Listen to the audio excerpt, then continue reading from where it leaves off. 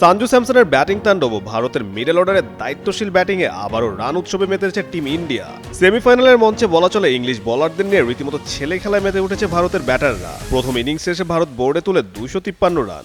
এখন দেখার বিষয় রোড টু ফাইনালে নিউজিল্যান্ডের সাথে শেষমেশ কারা জায়গা করে নেয়। টসে জিতে ভারতকে ব্যাটিংয়ে পাঠায় ইংল্যান্ড। এদিন ভারতের হয়ে যথারীতি ওপেনিংয়ে নামেন অভিষেক শর্মা ও সঞ্জু স্যামসন।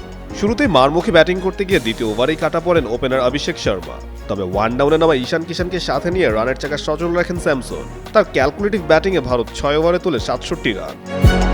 পাওয়ার প্লে শেষে স্যামসনকে যোগ্য সমর্থন দিতে শুরু করেন ঈশান কিষান। স্যাম কারেন, লিয়াম ডসনদের হাঁকাতে থাকেন বিশাল বিশাল ছক্কা। আরেক প্রান্তে অষ্টম ওভারের মাথায় ব্যক্তিগত back to back half century তুলে নেন সঞ্জু স্যামসন। অতঃপর দশম ওভারে ভয়ঙ্কর হয়ে উঠতে থাকা জুটিটি ভাঙেন English spinner Adil Rashid. English এই স্পিনারকে ডাউন দ্য উইকেটে খেলতে গিয়ে সীমানা অঞ্চলে ধরা পড়েন ঈশান কিষান। ডাগ আউটে ফেরার সময় বাঁহাতি এই ব্যাটার 200 ঊর্ধ্বে স্ট্রাইক রেটে 18 বলে 39 রানের কার্যকরী এক ইনিংস খেলে যান। 10 ওভার শেষে ভারতের স্কোর দাঁড়ায় 126, 2 উইকেট হারিয়ে। এদিকে সেঞ্চুরির দ্বারপ্রান্তে থাকা সঞ্জু স্যামসনকে শেষমেশ প্যাভিলিয়নের পথ দেখান উইল জ্যাক্স। 42 বলে 8-4 ও 7 ছক্কায় করেন 89 রান। ইংলিশদের গলার কাটা হয়ে থাকা স্যামসনকে ফেরালেও ভারতের রানের চাকা আটকাতে পারেনি আদিল রশিদ আর্চাররা।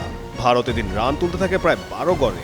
17 ওভারে দুবে হার্দিকের ব্যাটিং তাণ্ডবে ভারত বোর্ডে 200 ঊর্ধ্ব রান তুলে ফেলে।